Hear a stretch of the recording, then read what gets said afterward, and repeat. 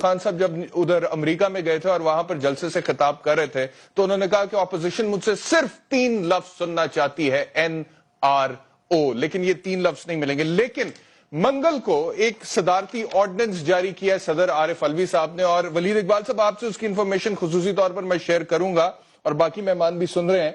इस सदारती ऑर्डिनेंस की वजह से पीटीआई की जो हुकूमत है उसने गैस इंफ्रास्ट्रक्चर डेवलपमेंट सेस की मद में चंद सनतकारों को 208 अरब रुपए माफ कर दिए हैं। चंद सनतकारों को 208 रुपए माफ कर दिए गए हैं टैक्स जो था, और अदायगियों में ताखीर का जुर्माना भी अगर इसमें शामिल कर दिया जाए तो टोटल रकम जो है वो 300 अरब रुपए के करीब बन जाती है अगर वो इंटरेस्ट वगैरह बीच में डाल दिया जाए। ये रकम जो थी वलीद इकबाल साहब, ये अवाम से गैस महसूल की मद में यही कंपनियां पहले वसूल कर चुकी हैं। यानी कि जब ये कंपनियां अवाम को अपना प्रोडक्ट बेचती रही हैं तो उनसे तो पैसे वसूल कर चुकी हैं, लेकिन इनका झगड़ा हुकूमत के साथ चल रहा था और हुकूमत ने इनसे ये पैसे लेने थे, लेकिन हुकूमत ने ये तकरीबन 300 अरब रुपया बड़े बड़े चंद सनतकारों को माफ कर दिया। मजीद ये कि फायदा उठाने वाले सनतकारों का ताल्लुक कीमियाई खाद से है, टेक्सटाइल से है, तवानाई से है और CNG शोबे से है।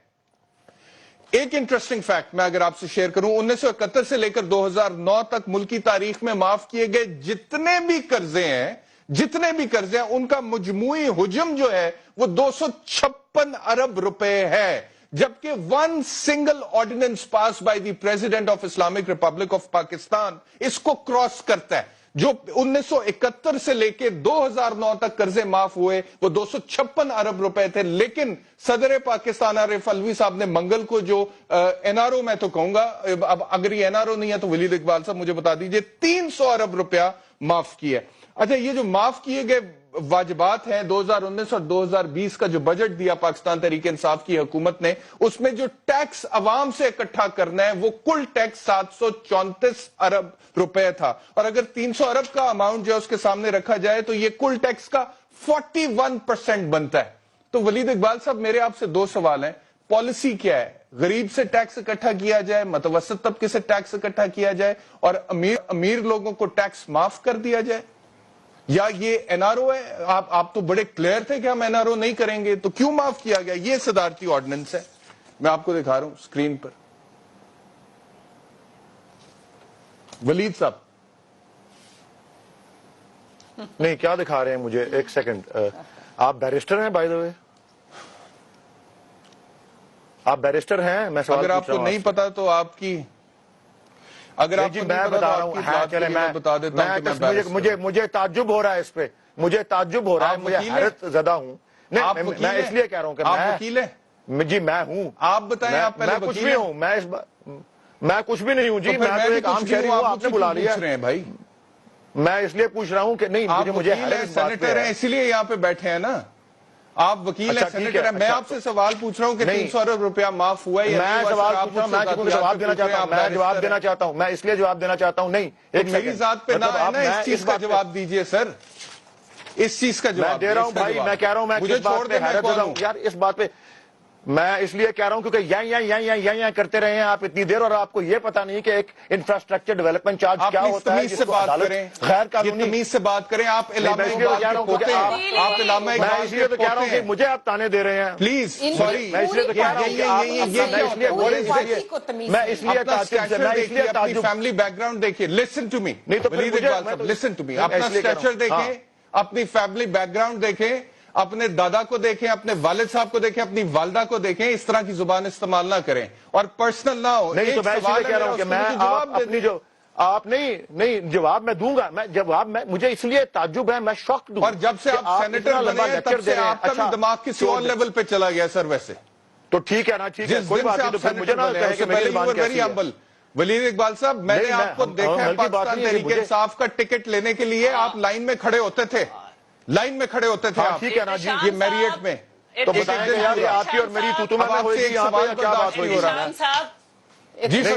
क्योंकि मैं हैरान इस बात पे हुआ हूँ, मैं हैरान इस बात पे हुआ हूँ। नहीं मैं बात एक कर रहा हूँ, आप फरमाइए, मैं आपकी बात सुन रहा हूँ। احتشام صاحب نہیں، میں سن تو رہے ہیں تو بتائیں نا مجھے. نہیں، ایک سیکنڈ مجھے یہ بتائیں کہ نہیں میں حیران ہوں کہ ایک بیرسٹر ایٹ لا بیٹھا ہوا یہ کہہ رہا ہے کہ گیس انفراسٹرکچر ڈیولپمنٹ چارج جس کو کلعدم قرار دیا گیا ہوا ہے، مجھے پتا ہے نا کہ کون سی انڈسٹریز نے کہاں یہ چیلنج ہوا ہے. اس کی کسی اگر حکومت نے کوئی چیز غلط اقدام اٹھایا ہے کتنے مرضی سالوں سے، اگر اس کو آپ نے دیکھا ہے کہ کس طرح 18 ارب کے کتنے ارب 6 ارب ڈالر کا وہ جو فیصلہ آیا ہے اس کے اندر ریکو ڈک کے اندر، کہ کس طرح حکومتیں غلط قدم اٹھاتی رہی ہیں، غلط لیویز لگاتی رہی ہیں تو ان کو کلعدم قرار دیا جاتا رہا ہے. اس کو آپ اکویٹ کر رہے ہیں ایک جملے کے اندر کہ جی قرضے معاف کرنا بھی وہی ہوتا ہے، اس کو آپ کہہ رہے ہیں ٹیکس معاف کرنا بھی یہی ہوتا ہے. نہیں، اگر کوئی چیز غلط ہے اگر یہ غلط ہے تو چیلنج کر کے دکھائیں آپ مجھے. کوئی ایسا NRO نہیں ہے یہ. آپ نے کتنی لٹیگیشن کی ہے ولید اقبال صاحب؟ چلیے بولیے آپ پہلے. کوئی ایسا چیلنج، کوئی آپ 3-4 ایسی آپ گدوں کو گھوڑے سے ملا کے کہہ رہے ہیں کہ آپ نے گدے اور گھوڑے ایک لائن میں کھڑے کر دیے، ایسی کوئی بات ہوئی ہی نہیں ہے. یہ سارا آپ کا انالیسس ہی غلط ہے. مجھے اس بات کے اوپر تعجب ہے کہ جی آپ قرضے معاف کرنے کو بھی وہی گردان رہے ہیں، آپ GIDC کے کوئی سیٹلمنٹ کو بھی وہی گردان رہے ہیں، اور آپ NRO کو بھی وہی گردان رہے ہیں. یہ 3 بالکل مختلف چیزیں ہیں. اس لیے میں کہہ رہا ہوں کہ مجھے حیرت ہو رہی ہے. مجھے صرف، اور پھر آپ کہہ رہے ہیں کہ مجھے پتا ہے ولید اقبال صاحب، مجھے پتا ہے کہ آپ نے جتنی بھی پریکٹس کی ہے لا کی، آپ عدالتوں میں بڑا کم پیش ہوئے ہیں، اگر ہوئے بھی ہیں آپ زیادہ کانٹریکٹ کارپوریٹ کام کرتے ہیں. لیکن مجھے ایک سوال کا جواب دیجئے کہ یہ جو پیسے ہیں 300 ارب روپیہ، یہ ان کمپنیوں نے، بڑی بڑی فرٹیلائزر کمپنیوں نے، CNGs کمپنی نے، IPPs نے گورنمنٹ کو دینے تھے یا نہیں دینے تھے؟ اور اس حوالے سے لٹیگیشن پینڈنگ تھی، آپ نے کہا چیلنج ہوئے ہیں، تو چیلنج تھے نا سر، عدالت کو فیصلہ کرنے دیتے. اگر نہیں بنتے تھے عدالت کہہ دیتی کہ نہیں بنتے، آپ نے خود کیوں معاف کیے ہیں؟ ہاں، خفیہ آرڈیننس، خفیہ طریقے سے آرڈیننس پاس کوئی ہوئے. خفیہ آرڈیننس نہیں ہے. کوئی چیز آرڈیننس خفیہ ہوتا ہے؟ آرڈیننس تو جاری ہوتا ہے پورے گزٹ کے اندر، گزٹ کے اندر جاری ہوتا ہے. اگر اس میں کوئی غلط چیز ہے اس کو قلعدم قرار دیں. جی وہ جب پاس ہو گئے، جب پریزیڈنٹ نے سائن کر دیے، پھر وہ باہر نکلنے کی کوشش، ورنہ آپ لوگوں نے پوری کوشش کی ہے بند کمروں میں یہ کام کرنے کی.